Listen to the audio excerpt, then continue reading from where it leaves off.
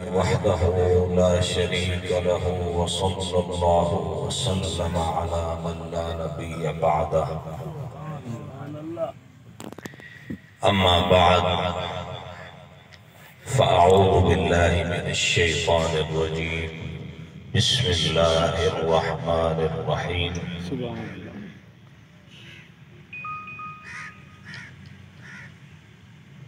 वइज़ा सअलक इबादी अन्नी फ़इन्नी क़रीब उजीबु दअवतद दाई इज़ा दआन फल्यस्तजीबू ली वलयुमिनू बी लअल्लहुम यरशुदून। सदक़ल्लाहुल अज़ीम। वक़ाल नबी सल्लल्लाहु अलैहि वसल्लम इन्नल्लाह ला यक़बलु दुआ मिन क़ल्बिन गाफ़िलिन लाह। सदक़ रसूलुहुन नबियुल अमीन। अल्लाहुम्मा सल्लि अला मुहम्मद व अला आलि मुहम्मद व बारिक व सल्लिम। रब्बि इश्रह ली सदरी व यस्सिर ली अमरी वहलुल उक़दतम मिन लिसानी यफ़क़हू क़ौली। तमाम तारीफ़ें उस अल्लाह के लिए हैं जो रब्बुल आलमीन है, वो रहमान है, वो रहीम है, वो मालिक यौमिद्दीन है। तमाम तारीफ़ें उस अल्लाह के लिए हैं जिसने अंधेरों को पैदा किया और फिर रोशनी का इंतजाम भी कर दिया ताकि हम अंधेरों में भटकते न रहें। तमाम तारीफें उस अल्लाह के लिए हैं जिसने इंसान के साथ एक पेट लगा दिया और फिर उसकी खुराक का इंतजाम भी कर दिया ताकि वो भूख से बिलखता न रहे। तमाम तारीफें उस अल्लाह के लिए हैं जिसने इंसान के जिस्म के अंदर एक खास किस्म की लचक पैदा फरमा दी ताकि वो अकड़ कर तकब्बुर से पागल न हो जाए और खुदा के सामने आजी का इजहार करे। तमाम तारीफें उस अल्लाह के लिए हैं जिसने क़यामत के दिन का निजाम कायम फरमाया कि उस दिन आमाल का वजन होगा, हिसाब किताब होगा, सवाल जवाब होगा, वरना हम इंसान गुनाहों के अंबार लगा देंगे। और तमाम तारीफें उस अल्लाह के लिए हैं जिसने एक ऐसी अजीम तरीन हस्ती को पैदा फरमाया जिसकी मिसाल न मशरिक़ में है, न मगरिब में है, न शिमाल में है, न जुनूब में है, न जमीन में है, न आसमान में है। और उनका नाम नामी इसमें गिरामी अहमद मुज्तबा मोहम्मद मुस्तफा सल्लल्लाहु अलैहि वसल्लम है और हम सबको उनका उम्मती बना दिया। मेरे मोहतरम बुजुर्गों और दोस्तों, अल्लाह ताला की ताकत, उसकी कुदरत और उसकी इख्तियारात बहुत वसी और लामहदूद है। तो जिस तरह उसकी ताकत बहुत ज्यादा है, घबराने की बिल्कुल जरूरत नहीं है, उसी तरह उसकी रहमत भी बहुत ज्यादा है। हमारा काम क्या है? हमारा काम यह है कि हम अल्लाह के जलाल से डरते रहें और उसकी बंदगी करते रहें। अल्लाह के जलाल से डरते रहें और उसकी बंदगी करते रहें। देखिए, डरना, खौफ खाना, घबराना ये बजाते खुद कोई अच्छी चीज नहीं है, लेकिन खौफ भी दो किस्म का होता है। एक खौफ अच्छा है, वो फायदेमंद है।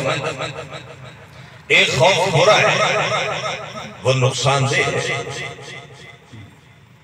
जैसे दुनिया का खौफ है, माल का खौफ है, जायदाद का खौफ है, औलाद का खौफ है, ये खौफ बुरा है, इससे दिल कमजोर होता है, ये नुकसान से है।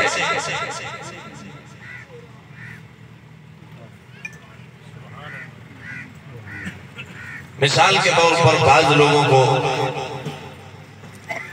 एक बीमारी हो जाती है जिसके दुनिया में कोई इलाज नहीं है, उसका नाम है वहम। ज़हन पर एक खौफ तारी हो जाता है किसी भी चीज का, हालांकि वो चीज कोई वजूद नहीं रखती, लेकिन फिर भी उसका खौफ है। वो चीज है ही नहीं, फिर भी उसका खौफ है। मिसाल के तौर पर आपके हमसाए में खुदा न खास्ता किसी को कोई मूजी मर्ज हो गया, अल्लाह ताला सबको बचाए, जैसे कैंसर है। अब ये एक ऐसा मर्ज है कि इसका पता उस वक्त चलता है जब बिल्कुल आखिरी स्टेज हो और काबिल इलाज न हो। उस वक्त डॉक्टर कहते हैं कि भाई अब तो बहुत देर हो गई, अब आप मरीज को कर लें, इसका इलाज नहीं हो सकता। तो मरीज को लेकर घर पे आए, फौरन मोहल्ले में खबर फैल गई कि फला आदमी को कैंसर हो गया। अब कोई ऐसा भी होगा जो कमजोर दिल का मालिक होगा, कमजोर जहन का मालिक होगा। अब जब वो सुनेगा वो समझेगा कि मुझे भी यही मर गया, हालांकि बिल्कुल सेहतमंद है, हट्टा कट्टा। अब इसको वहम हो गया कि शायद यही बीमारी मुझे भी है, मुझे भी कैंसर है, मैं बस कल परसों में दुनिया से चला जाऊं।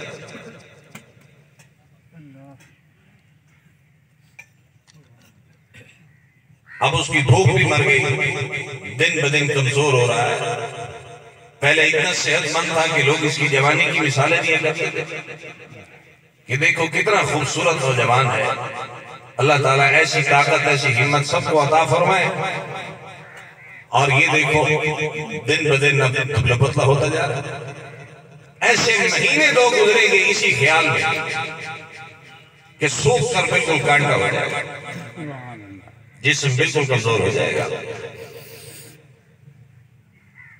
डॉक्टरों के पास ले जाएंगे, डॉक्टर कहेगा बिल्कुल टेस्ट सब बिल्कुल ठीक है, नॉर्मल है, कोई बीमारी है ही नहीं, कोई जरासीम नहीं है, कोई बीमारी नहीं है, सिर्फ इसको रेस्ट की जरूरत है। मर्ज बढ़ता गया जो जो दवा की वो वाली कैफियत। तो ये खौफ नुकसानदेह है, बिला वजह अपने ऊपर सवाल न करें। आपको कोई तकलीफ नहीं है तो वहां क्यों कर रहे हैं कि आपको कुछ हो गया? आपको कुछ भी नहीं है, अल्लाह की रहमत पर भरोसा रखें। ये दुनिया का निजाम इसी तरह चलता रहता है, लेकिन इसके मुकाबले में एक अल्लाह का खौफ है, उससे दिल बजाय कमजोर होने के और ज्यादा मजबूत होता है। इंसान का जिस्म भी सेहतमंद हो जाता है, रूह भी सेहतमंद हो जाती है, दिमाग भी तरोताजा हो जाता है। उसके अंवारात आपको दुनिया में भी महसूस होंगे, इंशाअल्लाह कब्र में भी महसूस होंगे।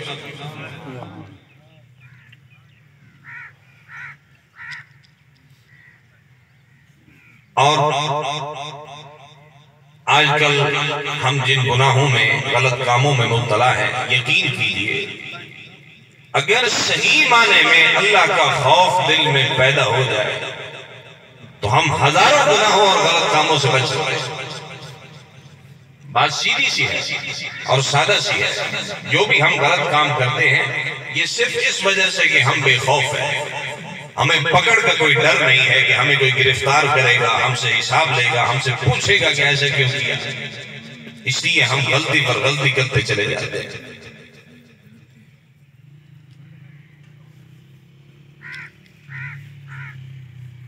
और अल्लाह का खौफ इतनी बड़ी चीज है कि अहादीस की मोतबर किताबों के अंदर खुद हुजूर नबी करीम सल्लल्लाहु अलैहि वसल्लम की जुबान मुकद्दस से एक वाकया जिक्र हुआ है। आपने इरशाद फरमाया कि पिछली उम्मतों में एक शख्स था, जब उसकी मौत का वक्त करीब आया तो उसने वसीयत के लिए अपने बेटों को बुलाया और उनसे कहा कि जब मैं मर जाऊं तो मरने के बाद मेरी लाश को दफन न किया जाए, जैसे इस्लामी तरीका है दफन करने का, दफन नहीं करना बल्कि जला देना है। जैसे हिंदू नीचे लकड़ियां रख के ऊपर तेल लगाकर फिर उसको आग लगा देते हैं और बात खत्म हो जाती है। और उसने कहा कि जब मेरी लाश को जलाया जाए और जलाने के बाद जब राख बन जाए तो आधी राख को समंदर के अंदर बहा दिया जाए और फिर जब किसी वक्त तेज हवा चले तो बाकी बची हुई आधी राख को हवा के अंदर उड़ा दिया जाए। उसके ज़हन में ये बात थी कि अगर तो मरने के बाद इंसान का वजूद बाकी रहे तो फिर क़यामत के दिन अल्लाह तबारक व तआला उस शख्स को दोबारा जिंदा फरमाएगा, उसका हिसाब किताब होगा। अगर गुनाह ज्यादा हुए तो उसको जहन्नम में फेंका जाएगा। लेकिन अगर इंसान के मरने के बाद उसका नामो निशान ही मिट जाए, बिल्कुल खत्म हो जाए, कुछ भी बाकी न बचे, न हड्डियां न कुछ, सब सुरमा बन जाए, फिर कैसे अल्लाह ताला क़यामत के दिन दोबारा जिंदा करेगा? फिर उसका हिसाब किताब कैसे होगा? वो तो सजा से बच जाएगा।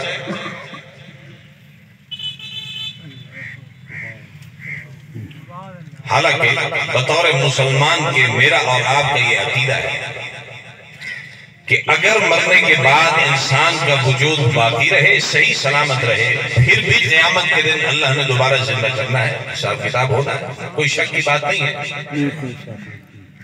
लेकिन अगर इंसान का वजूद मरने के बाद बिल्कुल खत्म हो जाए, मिट्टी में मिल जाए, उसके बावजूद भी अल्लाह ताला को ये कुदरत और ताकत हासिल है कि क़यामत के दिन उसे दोबारा जिंदा करना है, हिसाब किताब होना है, फैसला होना है, छुट्टी किसी को भी नहीं है। और यही वजह है कि जो कुरान की आयत है इन्नल्लाह अला कुल्ली शैइन कदीर, कि अल्लाह ताला हर चीज पर कादिर है, उस पर हमारा पुख्ता ईमान है। और हर चीज का मतलब याद रखो, हर चीज होता है, हर वो चीज जो हमें समझ में आती है अल्लाह ताला उस पर भी कादिर है, और हर उस चीज पर भी कादिर है जो हमें समझ भी नहीं आती। हमारा समझना जरूरी नहीं है, फ़अआलुन लिमा युरीद, उसका इरादा जरूरी है, वो जो चाहता है करता है।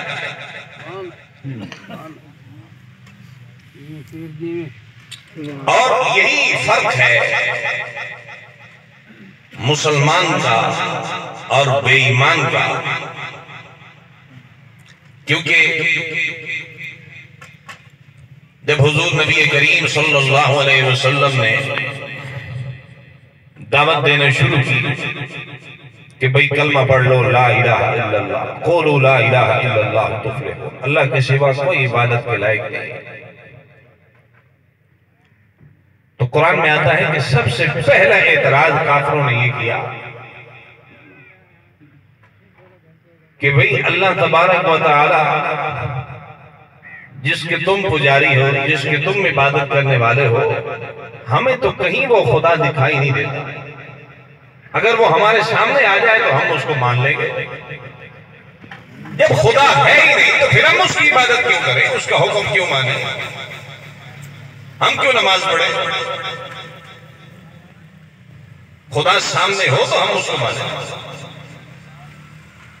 और फिर दूसरा एतराज उन्होंने ये किया, कुरान में है कि वक़ाल अल्लज़ीना कफ़रू अइज़ा मितना व कुन्ना तुराबन, क्या जब हम मर जाएंगे और कब्र में हम मिट्टी बन जाएंगे, इन्ना लमबऊसून, क्या हमें दोबारा नए सिरे से जिंदा किया जाएगा, फिर हिसाब किताब होगा?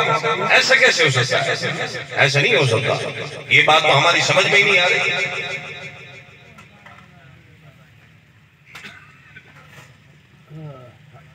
और इसीलिए मैं कहा करता हूं कि काफिर से बड़ा जाहिल दुनिया में कोई नहीं है, जिसको इतनी आसान सी बात समझ में नहीं आती, जो कि हदीस कुदसी में भी है। अल्लाह ताला ने इरशाद फरमाया कि भाई ये एतराज तो बिल्कुल बेकार है कि मैं दोबारा जिंदा नहीं कर सकता।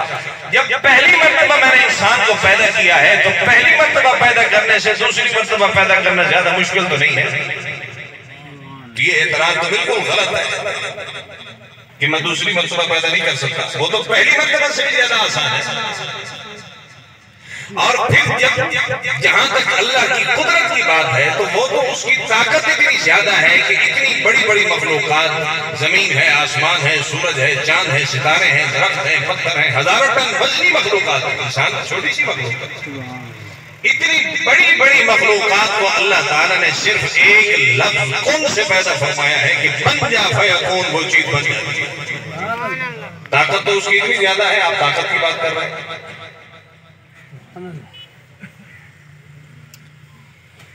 तो इस बात पर शुक्र अदा किया करें कि अल्लाह ताला ने हमें इतनी समझ अता फरमाई है कि भाई जब हमारा वजूद अल्लाह ताला ने तैयार किया है, पहली मर्तबा उसने पैदा किया है, तो फिर क़यामत के दिन के दोबारा उस हिसाब किताब के लिए उठाना उसके लिए कौन सा मुश्किल काम है?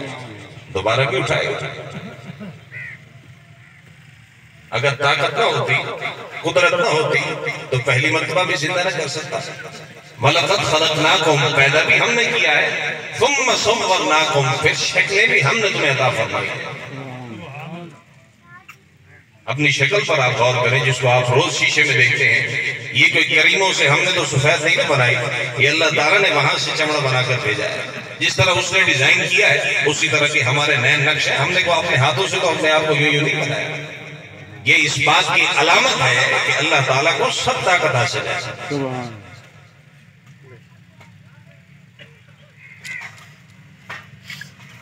तो हुजूर ने इरशाद फरमाया कि वसीयत के मुताबिक बच्चों ने अपने वालिद की लाश को जला दिया और जब राख बन गई तो आधी राख को समंदर में बहा दिया और फिर जब तेज हवा चली तो बाकी बची हुई राख को भी हवा में उड़ा दिया। वो भी मुतमईन हो गए कि भाई किस्सा खत्म। लेकिन हुजूर ने फरमाया कि अल्लाह ताला को उस बंदे की ये हरकत कुछ खास पसंद नहीं आई, लिहाजा अल्लाह ताला ने फैसला फरमाया कि मैं इस शख्स को इसी दुनिया में दोबारा जिंदा कर दूं। उसको तो फिर सब ताकत है। तो अल्लाह तबारक व तआला ने समंदर को हुक्म दिया कि इसकी लाश की राख के जो जर्रात तुम्हारे अंदर मौजूद हैं उनको एक जगह जमा करके बाहर निकालो। और हवाओं को भी हुक्म हुआ कि इसकी लाश की राख के जो जर्रात तुम्हारे अंदर बिखर गए हैं उनको एक जगह पर जमा करो। और फिर अल्लाह ताला ने फरमाया कुम, खड़ा हो जाओ। बंदा जिंदा हो गया, अल्लाह के हुक्म का मुंतजिर था। तो अल्लाह तबारक व तआला ने फरमाया कि ऐ मेरे बंदे, कितनी खूबसूरत जिंदगी मैंने तुम्हें अता फरमाई, जवानी भी दी, माल भी दिया, औलाद भी कसीर अता फरमाई, किसी चीज की कोई कमी तो नहीं दी। तो ये क्या हुआ कि मरते वक्त तुमने अपने बच्चों को ये वसीयत कर दी कि भाई तुम्हारी लाश को दफन न किया जाए, जला दिया जाए, आधी राख को समंदर में बहाया जाए, आधी राख को हवा में उड़ाया जाए, ऐसे क्यों? तो उस बंदे ने अजीब जवाब दिया। उसने अर्ज किया, या रब्बल आलमीन, बात यह है कि मेरी सारी जिंदगी गुनाहों में गुजरी है, गलत कामों में गुजरी है। एक गलती की तो फिर सारी जिंदगी उस गलती को छोड़ा नहीं, फिर अगले दिन वही गुनाह, फिर अगले दिन वही गुनाह। मुझे तो आदत हो गई, सारी जिंदगी गुजर गई और मुझे सही से माफी मांगने की तौफीक भी नहीं हुई। कह देता कि या रब्बल आलमीन मुझे माफ फरमा दे, गलती हो गई, तौबा भी न की। अब जब आखिरी वक्त आ गया और मुझे महसूस हुआ कि मैं अब जाने वाला हूं, अब तो नहीं बचता, तो फिर मेरे जहन में एक खौफ की कैफियत पैदा हुई। मुझे डर हुआ कि अगर मैंने इस वक्त, अब मरते वक्त अगर तौबा की तो हो सकता है आप कबूल भी न फरमाएं, आप नाराज हैं, आप कहें भाई अब पहले इसको तौफीक नहीं हुई सारी जिंदगी, अब कह रहा है कि मेरी तौबा कबूल करें। क्यों तौबा कबूल करें? तो मेरे जहन में था कि आप नाराज होंगे। तो लिहाजा जब मैंने अपनी अकल के घोड़े दौड़ाए तो मेरे जहन में एक ही तदबीर आई कि भाई मैं अपने बच्चों को ये वसीयत कर जाऊं कि मरने के बाद मेरे वजूद को बिल्कुल खत्म कर दें। न रहेगा बांस, न बजेगी बांस, बात ही खत्म हो जाएगी।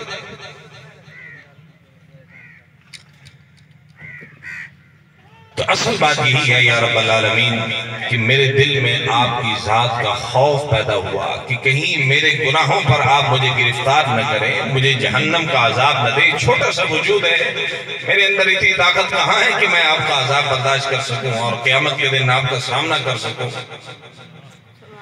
उसी खौफ की वजह से चलते चलते मैंने ये वसीयत की। तो अल्लाह ताला ने बड़े ही खूबसूरत अंदाज में अजीब बात इरशाद फरमाया कि ऐ मेरे बंदे, तेरी अकल पर अफसोस है, तुझे ये तो मालूम है कि तूने गुनाह बहुत ज्यादा किए, लेकिन कितने ज्यादा होंगे? ज्यादा से ज्यादा जमीन और आसमान के दरमियान भर गए होंगे बस।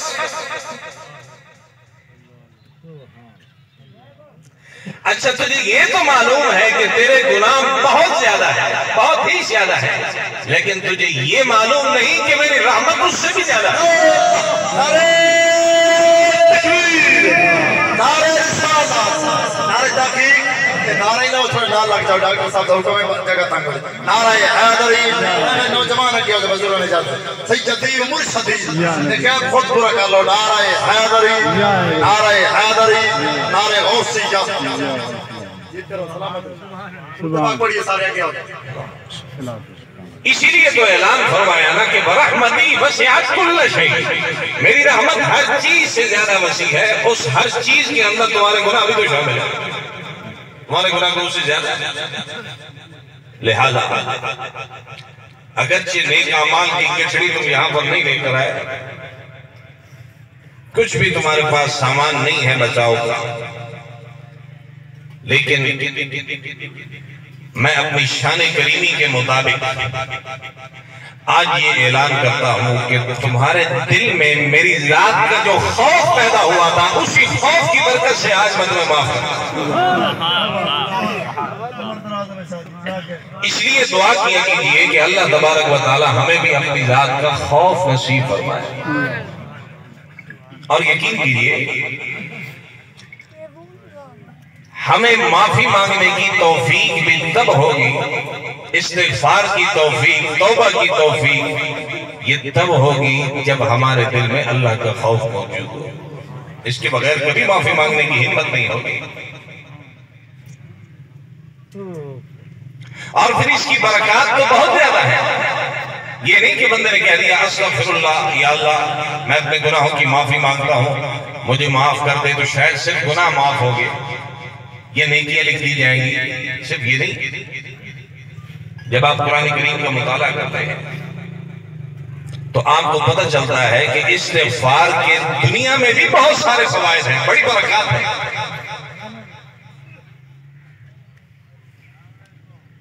बहुत ही आपको अहम बात बता रहा हूं और इससे आपको बहुत ज्यादा फायदा होगा, क्योंकि रेतला इलाका है और अभी इंशाअल्लाह बहुत जल्द आप चने की फसल काश्त करने जा रहे हैं।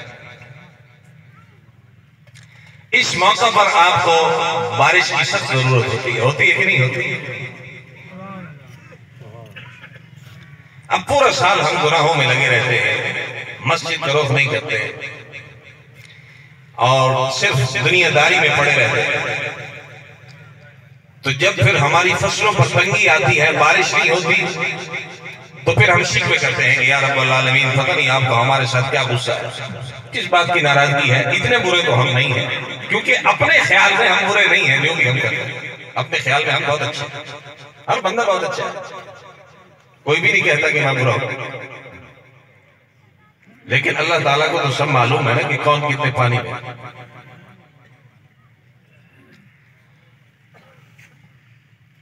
इसके लिए कुरान करीम में अजीब बात आई है। आप कुरान करीम उठाकर पढ़े, हालांकि बारिश के लिए नमाज इस्तिस्का भी बहुत अच्छा है, लेकिन कुरान करीम में नमाज इस्तिस्का का हुक्म नहीं, इसका हुक्म अहादीस मुबारका में इसकी फजीलत आई है। कुरान करीम में क्या है? सूरत नूह के अंदर है फरमाया वकुल, तो मैं कह रहा हूं इस्तगफिरू रब्बकुम, अपने रब से अपने गुनाहों की माफी मांगो, इन्नहु काना गफ्फारा, क्योंकि वो तो बहुत बख्शने वाला है। तो मांगो, फायदा क्या होगा? अल्लाह ने फरमाया युरसिलिस समा अलैकुम मिदरारा, वो आसमान से तुम पर मूसलाधार बारिश बरसाएगा। मांगनी हमने अपने गुनाहों की माफी है, और ऊपर से क्या होगा? बारह ने रहा। और ये बात एक जगह नहीं है, 11वां सिपारा उठाए, सूरत हूद में है। हजरत हूद अलैहिस्सलाम ने अपनी कौम, जिसका नाम आद था, उनको कहा कि बया कौम इस्तगफिरू रब्बकुम, ऐ मेरी कौम अपने रब से अपने गुनाह की माफी मांग लो। मैं कह रहा हूं अभी वक्त मतूब हो ही रही, उसके सामने सच्चे दिल से तौबा करो, फायदा क्या होगा? युरसिलिस समा अलैकुम मिदरारा, आसमान से तुम पर मूसलाधार बारिश बरसाएगा।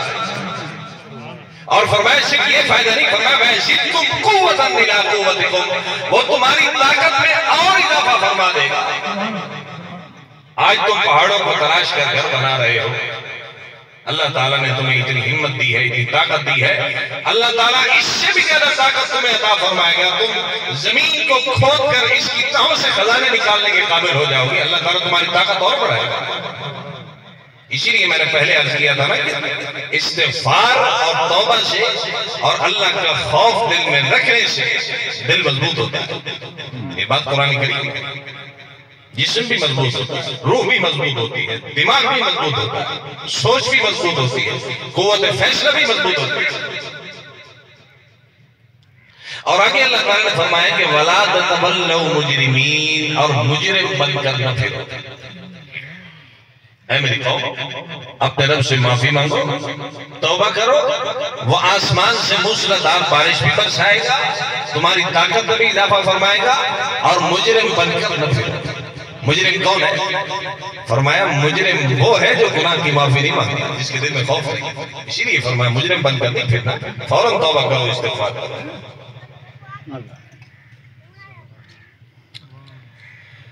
सुभान अल्लाह। जो आयत करीमा मैंने आपके सामने तिलावत की है, वक्त नहीं है कि मैं उसका माना भी आपकी खिदमत में अर्ज करूं, जिंदगी बाकी मुफस्सल बयानात बाकी, वक्त की पाबंदी बहुत जरूरी है। अल्लाह ताला इसी आयत पर अमल करना नसीब फरमा दे, और जो हदीस मुबारका पड़ी है, अल्लाह तबारक व तआला इसका सवाब माई मरहूम रहमतुल्लाह अलैहा की रूह को इशारे सवाब फरमाए।